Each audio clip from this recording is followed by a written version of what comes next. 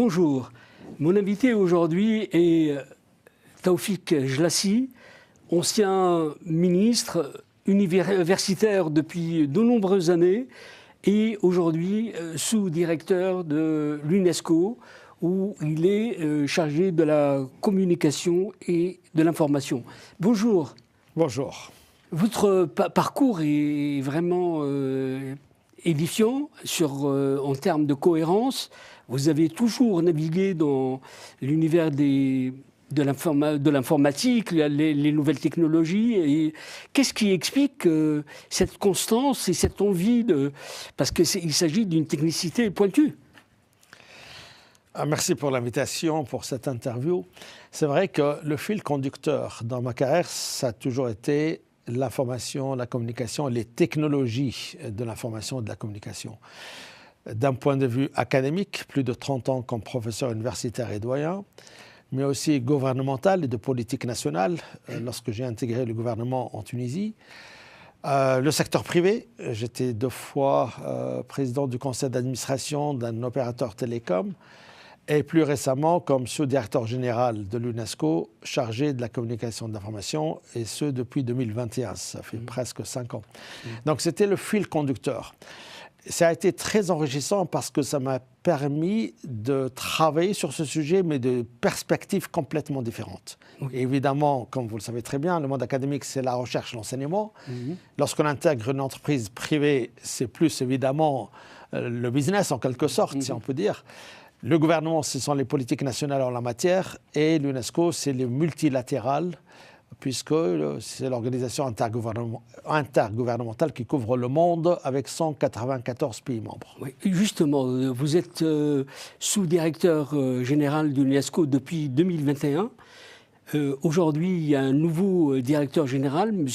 Khaled Leïnani. Oui. Vous êtes dans cette équipe qui démarre avec d'autres ambitions. Comment aujourd'hui vous allez incarner ce qu'il a appelé lui l'UNESCO des peuples? Alors, Dr Khaled Leïnani a été élu avec la grande majorité des voix. Nouveau directeur général de l'UNESCO. Il a pris fonction mi-novembre 2025, suite à 2 mandats de Mme Audrey Azoulay. Alors aujourd'hui, oui, le mot de la bataille à l'UNESCO, c'est l'UNESCO pour le peuple ou les peuples.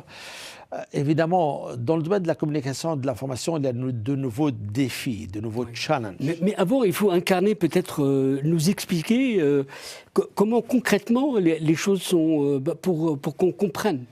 Alors, l'UNESCO pour le peuple, c'est-à-dire qu'on vise justement un impact plus fort, plus impactant. On vise à transformer pour le mieux la vie des gens à travers le monde. Comment faire ça avec nos programmes, l'éducation, les sciences, la culture, l'information, la communication. Donc, en fait, c'est un appel à plus d'impact et ce rôle de changement pour un meilleur monde et transformer la vie des gens. Et on sait que ces sujets-là, l'éducation par exemple, comment peut-on apporter l'éducation aux fins villages, aux fins fonds du monde, mais aussi la culture comme un levier pour le développement, la communication et l'information, qui est la base de tout développement économique et social. Si on n'a pas l'information, ben on vit dans un vide. Soyons clairs, aujourd'hui, il y a une crise aiguë du multilatéralisme. Est-ce que vraiment l'UNESCO aujourd'hui est audible alors que le monde est véritablement dans un état brownien?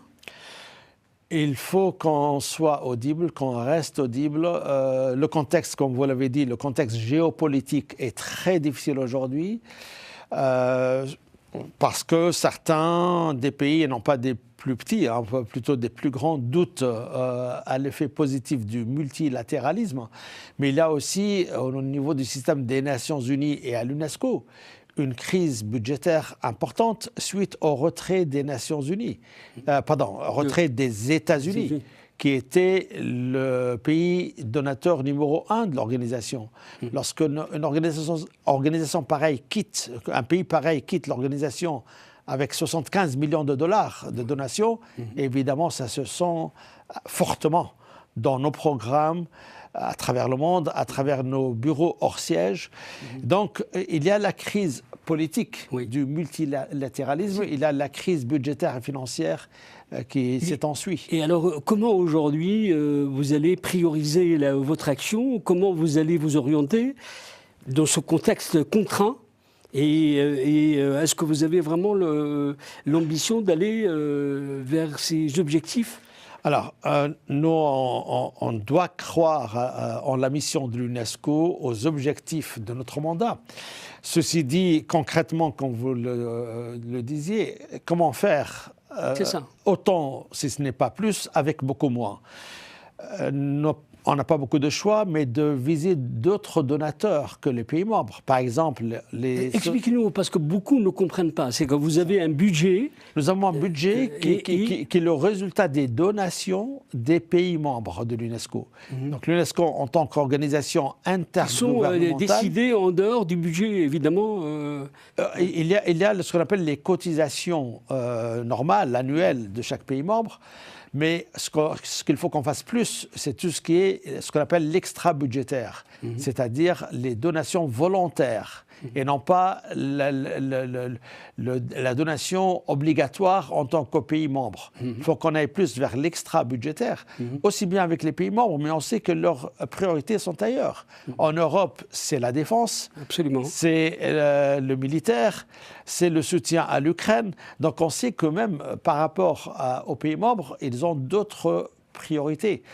Mais il faut qu'on s'oriente vers les entreprises privées, notamment technologiques, qui sont parmi les plus riches au monde, évidemment, mais aussi vers les fondations, vers peut-être les ONG internationales. Donc il faudrait qu'on tape à d'autres portes. On ne peut pas se suffire aujourd'hui aux donations des pays membres. Et cet appel se fait en fonction des projets, en fonction des programmes? Comment ça se passe? Ça se fait par projet, par programme, et ça se passe aussi par le mandat de l'UNESCO. Lorsqu'on dit qu'on veut apporter l'éducation au fin fond du monde, il y a des fondations qui y croient et qui respectent l'UNESCO pour son rôle depuis 80 ans. Et l'UNESCO est neutre. Et puis ces sujets-là, ce n'est pas des sujets politiques. J'ose dire que l'éducation, la culture, les sciences, ça traverse toute société au monde. Donc il y a certaines fondations qui croient à cette noble mission de l'UNESCO et sont prêtes à prêter main forte dans ce contexte difficile. Alors depuis l'arrivée du nouveau directeur général, j'imagine que vous avez eu des réunions, un brainstorming et même au-delà, des idées claires sur le cap à tenir. Alors où vous en êtes de ce côté-là? Nous avons des réunions hebdomadaires, évidemment, avec le nouveau directeur général. Nous, d'abord, il faut qu'on assure le budget de 2026, parce que l'année a déjà commencé. Elle a commencé avec un déficit budgétaire important. Donc la priorité, parmi les priorités, c'est la levée de fonds. Comment équilibrer le budget? Sans ça, on ne peut pas mettre en œuvre les initiatives et les programmes que nous avons promis aux pays membres dans le cadre de la stratégie générale. Les États-Unis n'ont quitté que l'été dernier, donc il y a 5 mois qu'ils ont quitté. On ne savait pas qu'ils allaient quitter. Donc encore une fois, tout ça c'est relativement récent. Les États-Unis ont quitté sans payer les arriérés. Donc encore une fois, on ne pouvait pas prédire tout ce qui s'est passé sur un plan budgétaire. Donc première priorité, assurer une levée de fonds qui nous permette d'équilibrer le budget afin d'assurer nos promesses aux pays membres. Mais deuxièmement, évidemment, c'est renforcer les programmes existants, comme je dis, à travers ces 5 secteurs d'activité. L'éducation, la culture, les sciences, l'information, la communication. Vous êtes, je le disais, le sous-directeur en charge de la communication et l'information. C'est-à-dire que vous avez des dossiers extrêmement importants, notamment les nouvelles technologies, l'éthique, il y a des questions très complexes, mais comment vous allez cheminer sur cette question-là? Alors, c'est vrai qu'aujourd'hui, il y a des questions stratégiques et complexes. Vous en avez cité quelques-uns. J'ajouterai la lutte contre la désinformation Ben oui, via les plateformes numériques notamment. Donc aujourd'hui, lorsqu'on voit tout le monde est connecté à ces plateformes, et surtout les jeunes qui y passent chaque jour plusieurs heures. Et donc l'information, c'est le nouveau écosystème numérique de l'information, où justement la désinformation est en train de croître d'une façon exponentielle. Et il faut qu'on fasse quelque chose par rapport à ça afin d'assurer l'intégrité de l'information. Vous avez mentionné l'intelligence artificielle et l'éthique et l'utilisation responsable. Justement, je reviens du sommet mondial sur l'intelligence artificielle qui s'est tenu il y a quelques jours en Inde.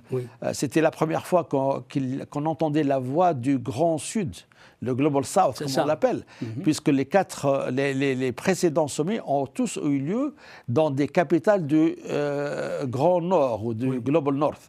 Donc c'était important de voir évidemment comment cette technologie puissante, sophistiquée qui s'appelle l'intelligence artificielle puisse être utilisée pour le bien des individus, des communautés. Mais ça risque d'être des vieux pieux. On voit à la vitesse à laquelle les choses vont, c'est complètement... D'où la nécessité, et c'est le travail de l'UNESCO notamment, depuis 2021, l'UNESCO a défini un cadre, un ensemble de principes qui doivent être respectés afin de s'assurer d'une utilisation éthique et responsable. Donc nous, on fait un plaidoyer, mais un plaidoyer à travers les 194 pays membres. Mais on ne s'arrête pas là. On a défini des cadres qui peuvent être opérationnalisés. Et aujourd'hui, il y a 80 pays au monde qui ont mis en œuvre les principes d'une IA éthique tel que défini par l'UNESCO. L'opérationnalisation, expliquez-nous précisément, parce que c'est pour être concret et incarner les propos, c'est peut-être... Alors, parmi les principes, il y a des principes de transparence. Les algorithmes, il ne faut pas que ça reste des boîtes noires. On ne sait pas comment ils fonctionnent. Donc, transparence, redevabilité, notamment par les sociétés qui développent ces systèmes intelligents. Deuxièmement, l'importance de données pertinentes par rapport au contexte de mise en œuvre. On ne peut pas, en Afrique, utiliser des données venant d'Europe ou des États-Unis. Donc, il faut prendre en compte les spécificités culturelles, sociales, évidemment, des pays concernés. Le multilinguisme aussi. L'IA, si l'IA ne parle qu'anglais ou à 90% anglais, ben, il y a pas mal de communautés de pays qui vont laisser de côté, qui ne peuvent pas utiliser cette technologie. Donc, il y a un ensemble de principes, j'en ai évoqué 4 ou 5, qui doivent être respectés et mis en œuvre, je dirais même dans la conception des systèmes intelligents. Il faut que ça soit fait ex ante et non pas ex post. C'est-à-dire le problème aujourd'hui, c'est que le monde se dérègle et les règles ne sont plus respectées. Comment faire? Alors, il y a deux choses. Dans le monde de la technologie, ça a été toujours le cas. Il y a toujours la technologie qui avance à une vitesse grand V, et puis la réglementation qui essaie de rattraper le retard. Là, je dois dire que le travail de l'UNESCO, qui avait commencé en 2018 et a culminé en 2021 par la signature des 194 pays membres de cette convention-là, enfin de ces principes de gouvernance de l'IA, ça c'était une bonne année, voire deux, avant l'arrivée de ChatGPT et de l'IA générative. Donc là, l'UNESCO a joué son rôle d'être un laboratoire à idées, d'être proactif et d'avoir été le précurseur pour dire attention, ça peut déraper, il y a des risques. Nous, on veut que l'IA soit une force pour le bien et non pas une force pour le mal. Vous avez dit il y a 194 membres de l'UNESCO, mais j'ai envie de peut-être faire un focus Afrique. Quelles sont vos priorités vers ce continent qui est d'1,3 milliard d'habitants et surtout avec une jeunesse considérable où là, particulièrement, il y a une fracture numérique considérable. Absolument. Alors, la fracture numérique, qui est aussi une fracture informationnelle dans certains cas. La semaine dernière, j'étais au Zimbabwe en visite officielle. Mais ce n'est pas uniquement le cas de ce pays, je peux aussi parler d'autres pays. Alors, j'ai visité des petites communautés un jour, j'ai fait plus de 700 km de route pour aller visiter quelques communautés, des petits villages. Alors, ces petits villages, il y a quelques années, n'avaient accès ni à la radio, ni à la télé, ni à l'Internet. C'était un désert informationnel. Ce qu'a fait l'UNESCO a mis en place des radios communautaires pour ces petits villages. Et donc, on a fourni des studios équipés, on a construit des tours de transmission pour 160 km de diamètre. Mais lorsqu'on a fait ça, il y a les opérateurs télécoms qui sont venus dire, puisque vous avez construit la tour de transmission, on va y greffer nos antennes aussi. Et du coup, ces villages-là, je parle de presque 2,5 millions d'habitants, l'ensemble de ces communautés, ils ont maintenant accès à la radio, donc à l'information, à la télévision, à l'Internet filaire, à l'Internet sans fil et à la connexion Internet. Et récemment, l'UNESCO a mis en place un système, ce qu'on appelle le early warning. Donc, c'est un système d'alerte par rapport, par exemple, à des risques d'inondation, vu le terrain, la géographie de ces lieux-là. Donc, on peut les avertir 2 à 3 jours en avance qu'il y a un grand risque d'inondation ou d'autres. Donc, tout d'un coup, ces habitants qui se sentaient des citoyens de seconde classe, tout d'un coup, évidemment, moi j'ai vu des jeunes et même les chefs des tribus pleurer de joie. Merci l'UNESCO, vous avez transformé notre vie quotidienne. Et si on vous dit c'est une goutte d'eau, cette océan de lumière? Non, c'est une goutte d'eau, parce que ce qu'on fait dans ce pays, on le fait dans d'autres pays aussi, mais c'est là l'une des actions. Nous, à l'UNESCO, on a ce slogan « Leave no one behind », ne laissez personne de côté. Il faut que ça soit inclusif. Et donc là, je dis juste une action suivi par d'autres actions qui a transformé le quotidien. Les élèves à l'école, ils voient l'Internet pour la première fois. Oui. Ils ont entendu parler de l'Internet, ils ne l'ont jamais vu. Mais aussi des gens là-bas qui ont leurs enfants ou des parents dans d'autres villes. Ils ne pouvaient même pas les appeler pour avoir de leurs nouvelles. Donc, vous imaginez l'effet transformateur de cela.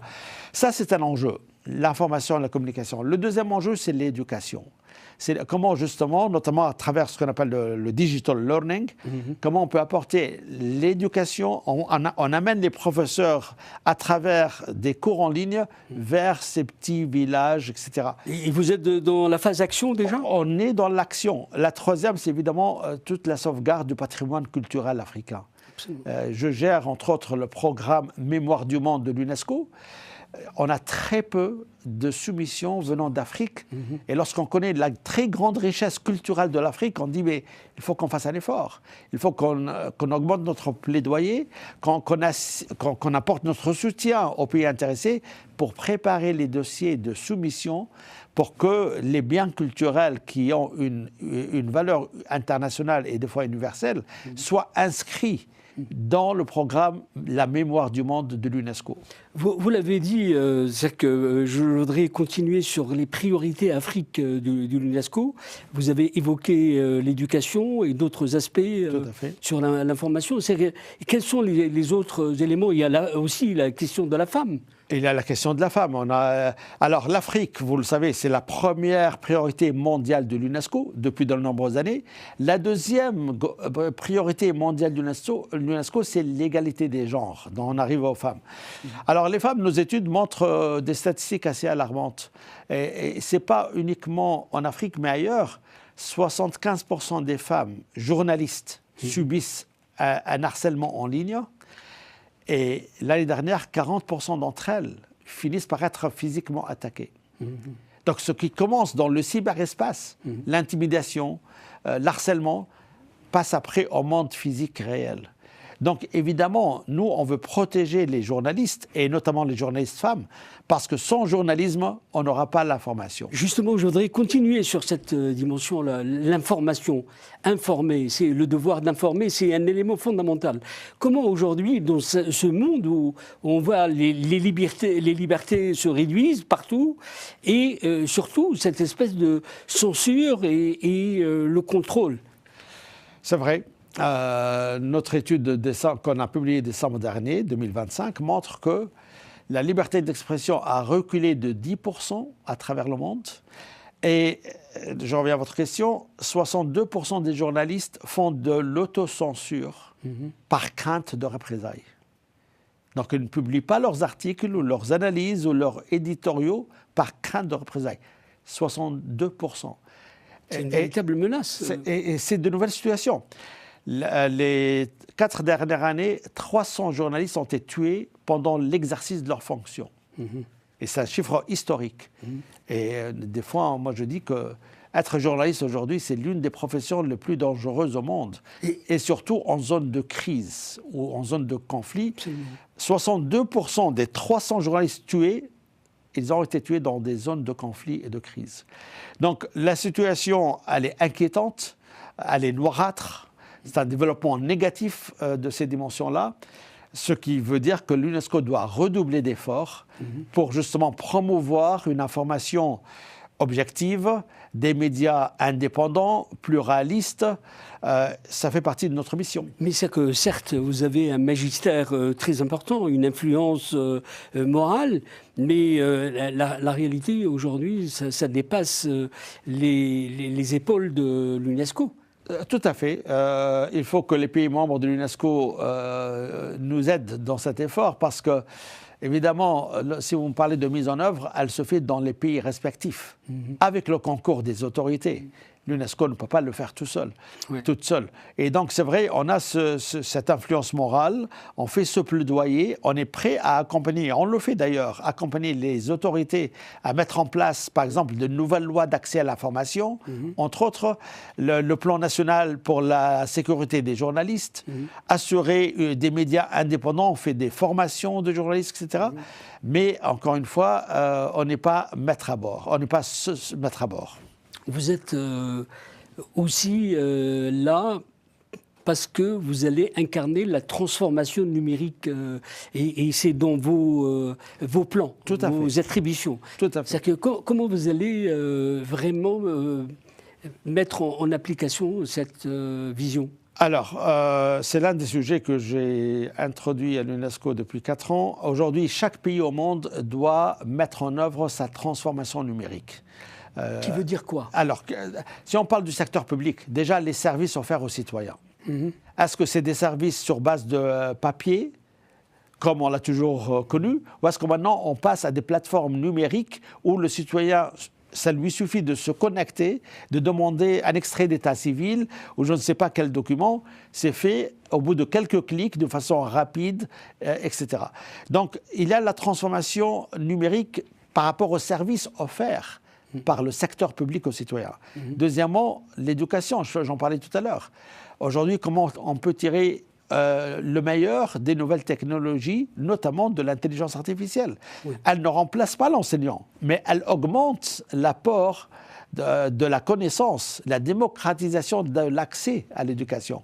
C'est pas est-ce qu'il y a une école ou un lycée à côté où j'habite, je peux y aller. Et s'il n'y a pas, on voit très bien le drop-out rate, les élèves, les étudiants qui arrêtent l'école ou le lycée parce que le lycée se trouve à 100 km ou au-delà, et évidemment, il reste travailler la terre.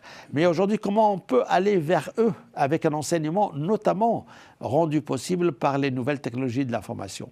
Comment, certes, vous êtes au cœur de plusieurs problématiques, mais comment vivez-vous vous-même le choc, par exemple, de l'IA, l'intelligence artificielle, avec ChatGPT et d'autres ? C'est véritablement un bouleversement et un changement de repère. Un changement de paradigme. Vous avez tout à fait raison. Aujourd'hui, on ne peut plus parler de réformer l'éducation, on parle de transformer l'éducation. Mais comment vous le vivez vous-même ? C'est un choc culturel ? Oui, c'est un choc parce qu'aujourd'hui, c'est quoi un professeur ? Qui possède la connaissance ? C'est quoi enseigner ? C'est quoi apprendre ? Comment évaluer des élèves ? Donc, ça soulève des questions fondamentales. C'est pour cela que je dis, on ne parle plus de réformer. Réformer, ça veut dire améliorer. Alors que transformer, ça veut dire une rupture qui vient de se passer. Comme je dis, un changement de paradigme. Il faut qu'on voit, aujourd'hui, ce n'est pas l'enseignant seul ou l'intelligence artificielle seule. Comment ce nouveau binôme, l'homme et la machine, l'intelligence humaine et l'intelligence artificielle, comment ensemble elles peuvent apporter une meilleure valeur d'apprentissage à leurs audiences. Je ne peux pas ne pas vous poser des questions sur la culture, la place de la culture. Et je pense que c'est c'est un facteur de développement, d'épanouissement des peuples. Comment, au-delà des mots, comment c'est fait sur le... Alors, nous avons un programme phare depuis 50 ans, le patrimoine culturel mondial de l'UNESCO. Donc ça, c'est l'un des joyaux de l'UNESCO, le patrimoine culturel mondial, qui a fêté l'année dernière son 50e anniversaire. Donc, évidemment, lorsqu'on inscrit un site culturel dans ce programme-là, il a des obligations par rapport aux autorités nationales de protéger ce site-là, de le sauvegarder, etc. Mais tout n'est pas dans les sites physiques. Le programme Mémoire du Monde concerne l'héritage documentaire, les manuscrits, les archives de portée internationale, les livres rares. Donc comment peut-on non seulement les sauvegarder, parce qu'ils peuvent être sujets à des inondations, à des incendies, à des tremblements de terre, à des guerres, à des conflits. Donc comment peut-on sauvegarder cet héritage documentaire de valeur internationale ou universelle? Et on le numérise et de ce fait, on permet sa dissémination à travers le monde. Il ne reste pas, par exemple, au sous-sol de la Bibliothèque nationale de France ou je ne sais pas dans quelle bibliothèque nationale. En numérisant ce fonds documentaire d'importance internationale, on le rend disponible à tout chercheur, à tout élève, à tout étudiant à travers le monde. Ça, donc, on est dans l'intangible. Il y a le tangible, il y a l'intangible et le fonds documentaire. C'est-à-dire que l'étape la plus importante pour vous, c'est d'être inscrit dans cette logique aussi de ce qu'on appelle les sociétés de l'information, du savoir, bien sûr. Et vous avez des leviers concrets pour pouvoir amplifier dans un monde éclaté. Les leviers, c'est d'apporter notre savoir-faire, notre expérience. L'UNESCO, comme je disais, a été créé en 1945. Depuis le temps, aujourd'hui, on a des milliers de sites inscrits dans le patrimoine culturel mondial de l'UNESCO. On a plusieurs centaines de fonds documentaires inscrits dans le programme Mémoire du Monde. Donc, on a une longue expérience, on a un savoir-faire, nos experts, pour accompagner les pays membres qui le souhaitent, pour développer l'éducation, la culture, les sciences, mais aussi l'information et les médias. On a 2 minutes pour terminer. Peut-être il y a comment les pays demandent votre expertise, puisque vous êtes au service des membres qui sont représentés à l'UNESCO. Les pays ont leur délégation auprès de l'UNESCO, donc leur ambassade auprès de l'UNESCO. Souvent, ils ont un ambassadeur soit dédié, soit le bilatéral avec la France s'occupe aussi de l'UNESCO. Donc, au niveau des missions, des délégations de chaque pays, évidemment, on est en relation continue. C'est eux qui expriment leurs besoins et c'est l'UNESCO qui, dans la limite du possible, répond à ces besoins en les accompagnant. Mais tout ça, ça s'insère dans la mission, si je peux prendre 30 secondes, la mission originale de l'UNESCO qui reste très valable aujourd'hui. Construire la paix dans l'esprit des hommes et des femmes à travers l'éducation, la culture, les sciences et l'information. Eh bien, Monsieur Taoufik Jelassi, je vous remercie d'avoir donné cette première explication. En tout cas, on aura peut-être d'autres occasions pour nous clarifier les missions magnifiques de l'UNESCO. Je vous demande, en tout cas, je vous dis à très bientôt. Au revoir. Merci beaucoup. Et à la prochaine.